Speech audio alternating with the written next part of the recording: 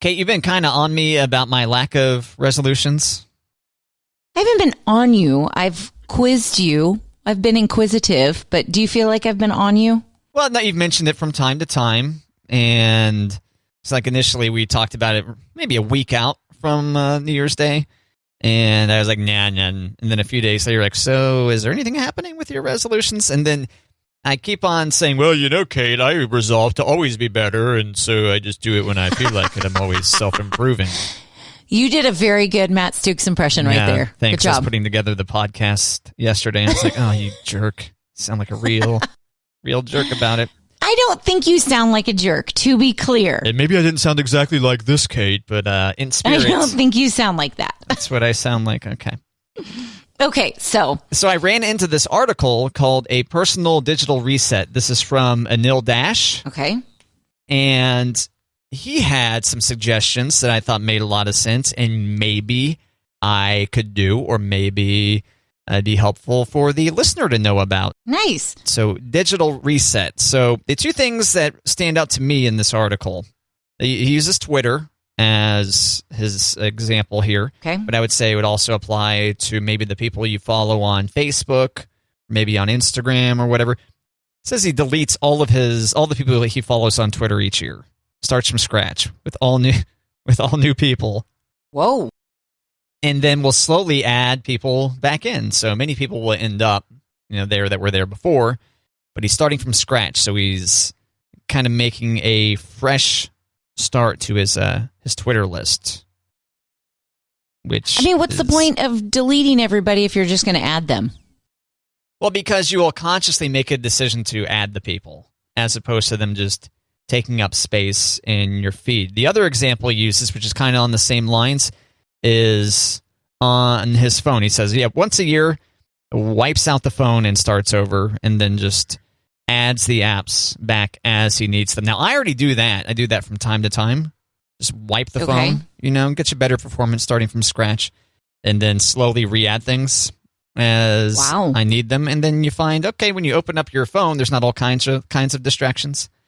Just the distractions you thought most recently you needed to add back to your phone. Isn't the phone itself a distraction? It is, but if you open your phone and you've got all these apps staring at you, you then have you never opened your phone intending to do one thing, and then you end up doing something entirely different because an app icon was staring at you? No. Really? Oh, wow. It's usually because I forget. Look how mindful Kate is. But I have everything in folders. It's like I'll go on there to check my email.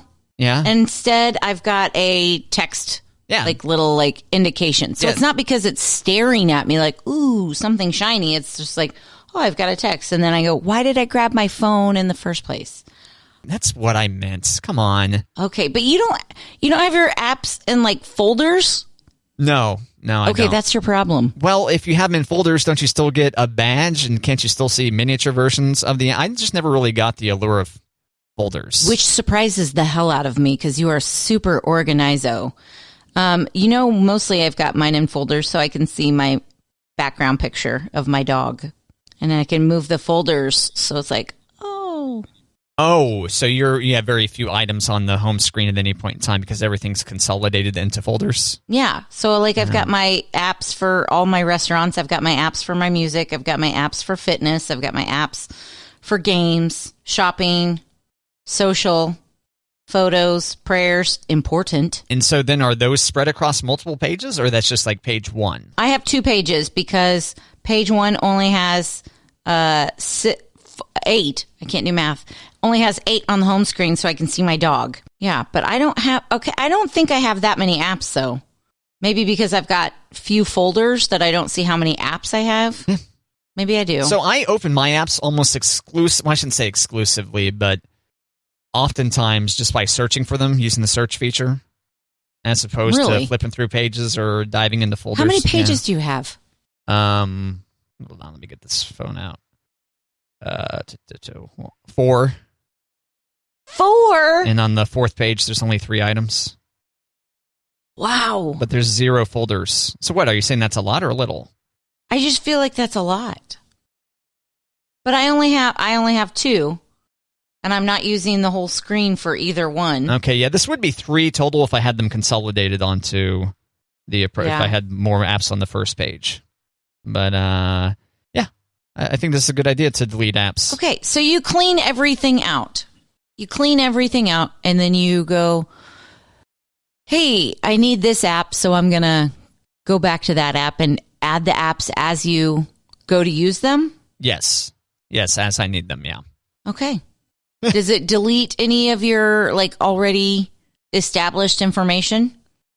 Well, it'll re-download the info from the cloud as you need it, or when you sign into the app, it'll bring it back. Now, one thing that's kind of obnoxious, you got to reset up your notification settings, because I turn off all notifications except for apps where it's going to be one-to-one messages. Right. So, let me see. Flipping through my phone now, I'm trying to see if there's anything in here that could go away. Yeah, there's 1, 2. So I'm already seeing 2 that could go away that I just installed within the past month. Wow. Yeah. And if you just build them up over time, you're just going to end up with all these apps on your phone. If you just upgrade your software over and over again, unless you're manually going in from time to time and saying, do I need to get rid of this one or not? So once again, talking about the idea of a digital reset. So, well, if you could take that theory a step further, because I'm looking at why I don't delete apps for the same reason that I sometimes don't get rid of clothing, because I might need it. Am I an app hoarder now? Maybe, especially, if you get rid of clothing, it's gone. You're not going to be able to re-download that clothing. I know, but I mean, holding on to it because you might need it. That, I think is. I'm going to talk to my therapist about that. Oh, is that right? Ask if you're a digital hoarder? I think so. I think that's going to put that on. It's one more thing. I didn't think it was, but now I think it is. Because you're saying delete apps, and I'm thinking, you're crazy. Oh, yeah, that's especially easy. I mean, I have a lot harder time getting rid of things in real life. In fact, that was another thing I talked to a while back, was trying to fill up my trash can each week to try to get things out of my house. I've been falling short of that goal. I don't feel like I'm ever short on trash, though. You know what I mean? You're always filling, your can's always full. Yeah, I feel like we're constantly taking out the kitchen trash, but Yeah, family of 4 versus family of 1. Yeah, true. In the house. But the bath, yeah, okay. Because if I were to put trash out, I bet you I could do it just once a month. Are you serious? Yeah, I mean, that makes sense. Okay. Yeah, to fill up just a trash can with various different food scraps and whatever else that accumulates over the course of time. Yeah, that's probably right. You don't put it out once a week just to put it out once a week? Well, that was my point. That's what I was going to try to do to get things going away. But yeah, and I will if there's something there I think it's going to start smelling. Good call. Yeah, in the wintertime, I feel less urgent need to get things from the garage to the curb, because I assume it's they're refrigerated a little bit more, so they're less likely to rot. Yes, I understand that completely. Completely. So yeah, digital hoarding, I guess, to me really makes no sense, since you can just get these things back. True. But if you throw out clothes and then you're like, oh man, I put on 50 pounds. I wish I would have kept those fat pants around. Damn it. I'm wearing my fat pants today, and they are so soft, and I love them. I think it actually makes sense. You want to get rid of the fat pants and keep the skinny pants, right? So you can aspire to get back into the skinny pants? Or does that inspire you to get fat so you can get new fat clothing? No, I definitely, if I threw away all my fat clothing, I would have no clothing. So if I kept all the things that I'm aspiring to and didn't have anything else, I'd be in big trouble. No, they're just a little bit, they're my plush leggings that I kind of wonder if they were supposed to be pajama pants, but I use them as leggings. And they're so soft that sometimes I find myself rubbing my thighs. Oh, it's so soft, like a pillow. Okay. Yeah. So, not inappropriately, let's be honest here. That's not where believe it or not, that's not where my brain was going. I know, but at the same time, I started to think that maybe I should, in a downward on my outside of my thigh, where it's just, and if you go up then it moves the plush of the pants, so then you push it back down. Man, this is getting hot now. Damn. I know. Woo woo. Kate, so early in the morning, what are you trying to do, the listener? My fat leggings are so soft. Okay, so when you get rid of clothes, is it typically because they're out of style or because they don't fit or what? Or they're full of holes and need to go into the garbage or probably outworn them. Like they've probably been well loved. Like if there's a hole or a stain that I can't do anything about. And so I don't donate. If they're ruined, I don't donate those, just to be clear. That's kind of you. Yeah. But there is that trick where every January you rearrange your closet so that you've got your hangers hanging the other way so that you can see the ones that you have used. And if you've gone like 6 months and those hangers haven't moved, you're supposed to get rid of them because you haven't worn them in 6 months. Wait, the hangers, so you just reverse so that the ones that are on the right end up on the left side of the closet? Is that what you're saying? No, like, you know how your hanger, the hook hangs away from you. It's lovely. It's nice. Mm-hmm. But instead, you arrange your hangers so the hooks face you. Okay. And so it looks, it's awkward to get it off the rack, right? Okay. Uh-huh. And as you take things off the rack that you wear, you put them back on the rack the correct way. Oh.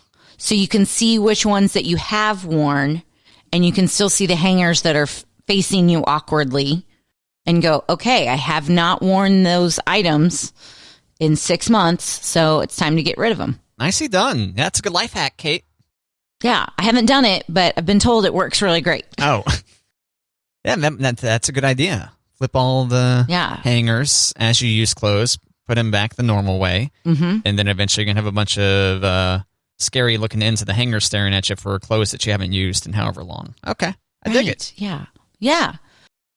But it's kind of like Diet Starts Monday thing, Matt. Like, I'm not going to start that until we get our new closet. Like, I don't know what's wrong with me. Like, why start a system now in the apartment only to have, like, a ginormous closet at the new house? I think that's fair.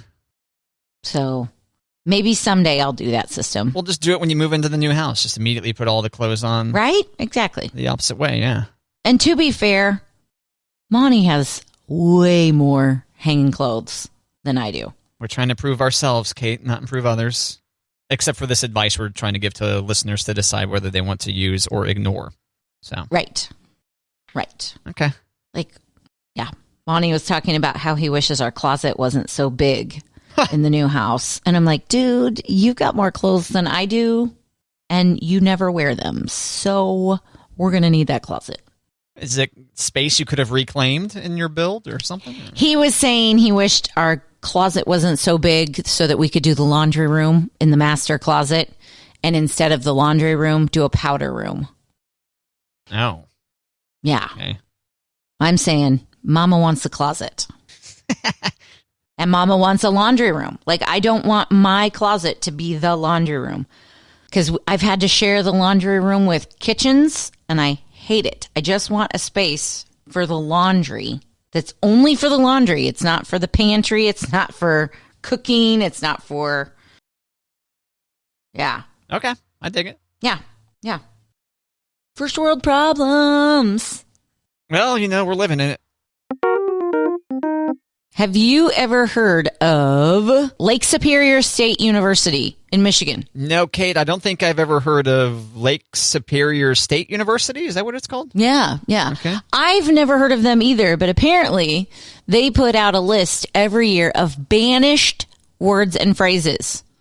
And 2020 was a doozy for the Lake Superior State University banished words list. And these uncertain times made the cut. And COVID-19, you guessed it, that was number one.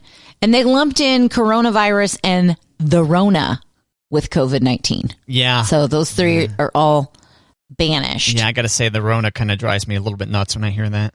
I know. Can you think of something else from 2020 that think that it might be on the list of being banished for 2021? Oh, so I'm supposed to guess something that might be on this list out of the Lake Superior State University? Yes. And by the way, congrats to Lake Superior State University for getting someone to talk about their university by publishing this list. Right? What else would there be? Social distancing. That was number 2. And these are phrases that we're tired of hearing? Yes. Okay. That should be banished. That's kind of a helpful phrase still, isn't it? But, okay. Well, yes, but we're sick of hearing it, but we can't get rid of it yet. How about we're all in this together? Yeah, that one's rough, especially since it shows up in so many commercials, and it's like, are you really in this together with me? You're not. Cereal brand. You're not, though. Yeah. What about out of an abundance of caution? Yeah. Yeah. I can see that, yeah. Okay.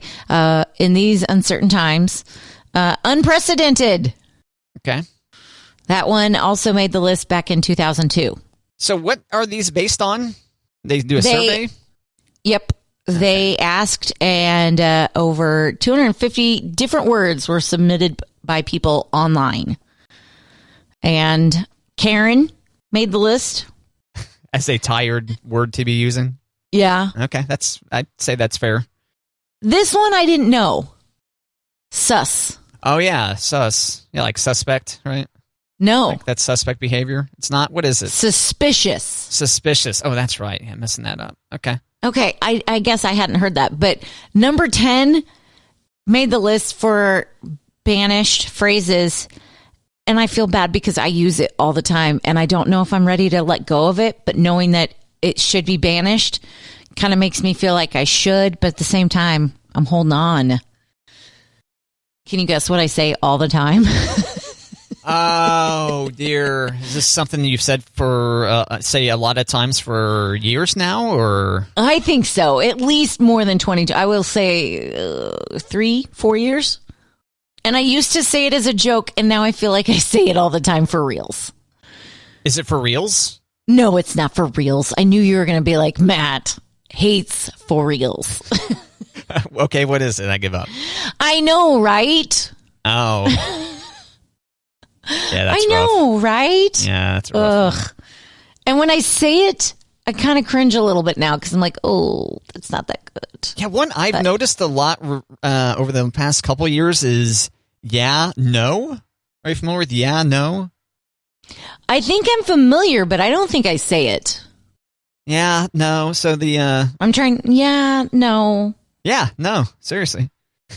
Oh. Just when I follow on Twitter, an old friend of mine actually changed her Twitter handle, or her name, I guess, her display name, to yeah, ... no. But I think that was supposed to be a yeah, no kind of deal. So like, oh, Matt, are you serious? Did it really happen like that? Yeah, no, Kate, it totally did. Oh. Yeah, so that one I've noticed more as time's gone by. Okay. And I've caught myself saying it too. So I don't know what to do. I can't stand when people say also, too. Drives me crazy. Also, too. All right, so this has been a collection of phrases and words that people are sick of as pulled online by Lake Superior State University. Thanks, LSSU. A university neither of us has ever heard of before. From Michigan. Well, they do it every year. And each year it gets a little bit more outreach as far as like who's talking about them. So these online surveys, could anyone go and just start filling in words? Probably. Remember Bodie McBoatface? Only because of you. I don't know that story. Yeah, so maybe 5 years back now, there was a ship, and I don't know if it was the Coast Guard or who, but somebody put up a survey online. They wanted to name the ship. And so the winner was Bodie McBoatface. And so to me, that's kind of the problem with online polls is, well, first off, the only people that are going to take the online polls are people who tend to take online polls. So if Lake Superior State University wanted real results, they would have done randomized call-out research, which I know in that case you're hoping on people that actually pick up the phone. Right. But at least you randomly found these people instead of them finding you. If that makes sense. I would have gone with Totes My Boats. Of course you would have. That's great. I do love clever boat names, though. But Bodie McBoatface, not so much. A lot of clever boat names that you have in your brain there, Kate? No, but I've seen where, like, there's a whole, what do you call it? It's not a story. It's like a listicle of people who had really creative boat names, and they show pictures of their boats. So, like, one of them is, like, my ex-wife, or that's not funny, but, like, Not Your Boat, KNOT. I don't know. Oh, but right. There was like 20 pictures of boats with like really funny names. I was like, boat names. They're like the ultimate dad jokes, right? They're punny. Yeah. One day I'll have a boat and I'll have to take to the internet and say, what should we name the boat?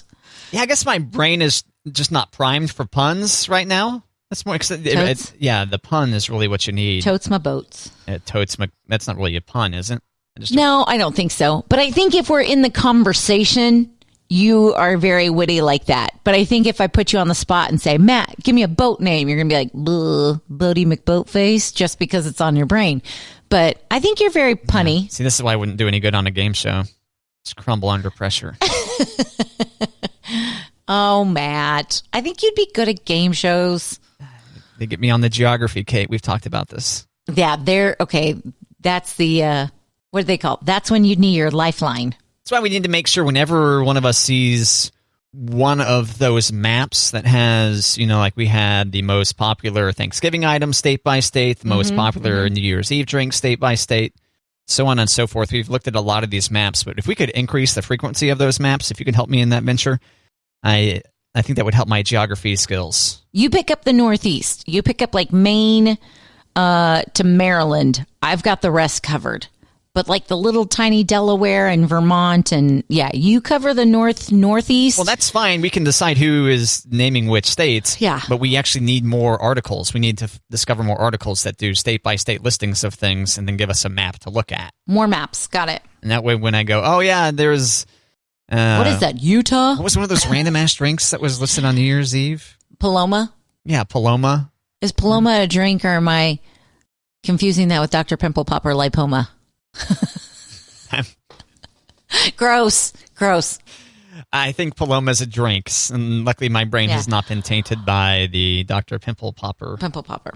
I think Paloma was the grapefruit margarita, essentially, which I don't know why they don't just say grapefruit margarita, but it makes my mouth pucker, makes me thirsty. Brief aside on the Dr. Pimple Popper, since we can't stop ourselves. How's your ear? It's good. It needs no further attention, I don't think. You got it. So you don't need to worry about bringing in your kid. Did you ever watch 24? No. Did you ever watch that show? Okay, well, there were torture kits in that show. And that's actually what I think of now, looking back at this kit that you sent me on. Kate sent me a link to this kit on Amazon. It's a pimple popping kit. And it looks like the torture devices they use as depicted by the hit Fox TV show 24, circa the year 2002 or something. Wasn't it supposed to be like 24 hours, but it lasted like 8 seasons? It's a long day, guys. Well, it's a long day. Each season was a new day, Kate. Oh, okay. It was a good show. You missed out. Especially the first season. I'm not a Kiefer Sutherland fan. I couldn't. Because of Lost Boys or what? Yes, that's exactly it. Lost Boys. Okay. Ugh, he's so gross. As a vampire or whatever? Yes. And he's got that pierced ear with the cross on it. Ugh, yeah. What about Flatliners? Didn't watch it. Stand By Me? He's not in Stand By Me. Are you sure? Yeah, he is. He's a bad guy, isn't he? Is he one of the bullies? Yeah. Yeah. Okay, I did watch that movie. Because Vern. Oh, Jerry O'Connell. I like Kiefer Sutherland. There's some funny anecdotes about him being, I think he had a serious drinking problem, actually, so I shouldn't make too light of it. But of him being at like a Waffle House or someplace like that, completely blitzed, taking his pants off or something, I forget. Oh, good old Waffle House. Something like that. Good old Kiefer. Yeah. Kate, are you missing The Office? It's no longer on Netflix. Did you watch that show? I am. You are? Okay. I am. I did watch it on New Year's Eve, though. Is that the last day you could watch it? Yep. Okay. It went away on January 1st. I'm sorry. Wah, wah, wah. At least you had plenty of notice on it going away. I mean, they gave us almost a full year notice, right? I did.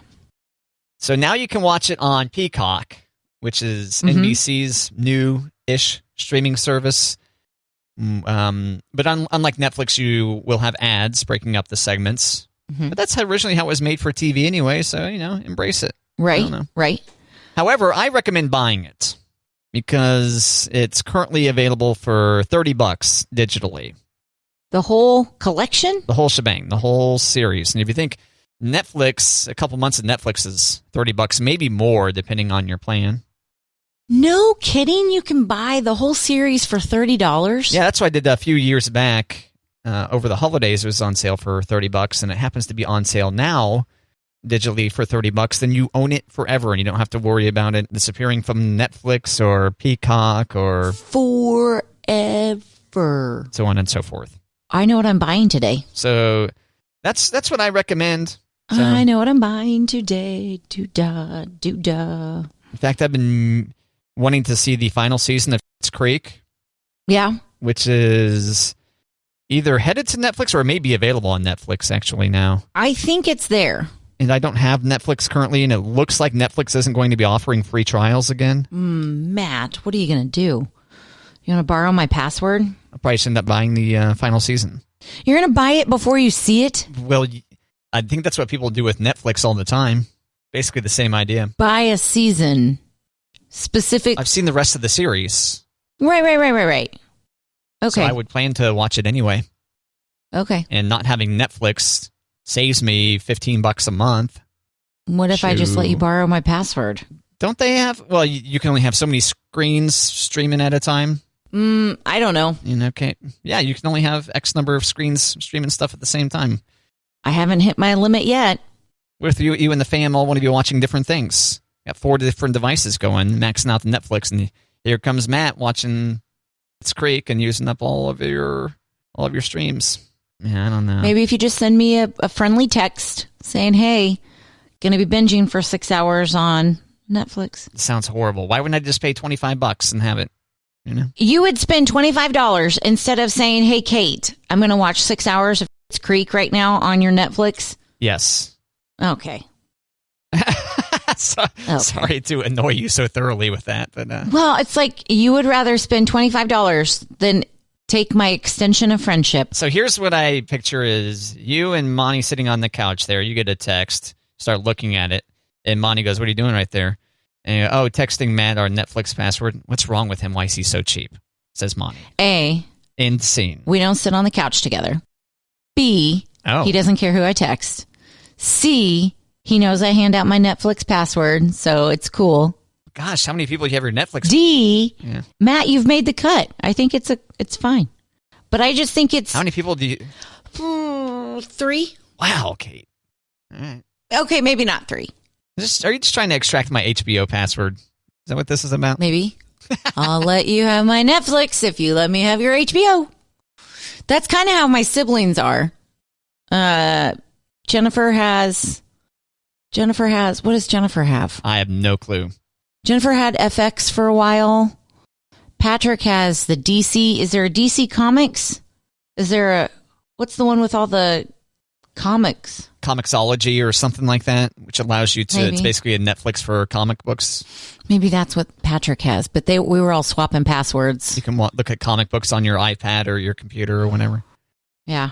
Yeah, the head of HBO years ago, so HBO now under different management, but it said he was actually a fan of password sharing because it exposed more people to his shows. Huh. And that, one day those people will eventually grow up and pay for streaming. So, well, I think, is it growing up or is it just helping a friend? Well, potentially, because a lot of times it is just, financial concerns. Mm-hmm. You're like, I can't afford an additional $10 a month. Mm-hmm. Yeah. Yep. I did get FX for a specific series, and now the series it's not canceled, but they're not developing it. You got FX. And so it's like, yeah. So it's like, okay, do I just need to cancel this? But they've got other good shows on there. So how much you paying a month for that? 17. Wow. Okay. I think. And $25 for a one-off purchase of a series to own forever is bizarre. Yes. Because it's just a series, whereas FX, there's a whole wide opportunity. Like for series and movies and... Okay. Yeah. Yeah. I don't think I'd buy something before I've seen it. Like when I would buy movies back in the day, you know, like on DVD, I didn't buy movies that I hadn't seen before because what if I don't like it? What if it got really good reviews and it's from a director or studio that you really appreciate? Maybe. Yeah. Okay. Like Disney. I did buy a lot of movies from Disney for kids because that wasn't really like for me, I guess. I don't know. Yeah, and a lot of people have done this with the movies that were released straight to like Mulan, right? A lot of people paid $30 to watch that at home. That's crazy. We still haven't seen that yet. Every time I throw it out to the girls, they're like, no, I'm not really in the mood. Finley thinks it's going to be too scary. Oh, okay. So we haven't done Mulan yet.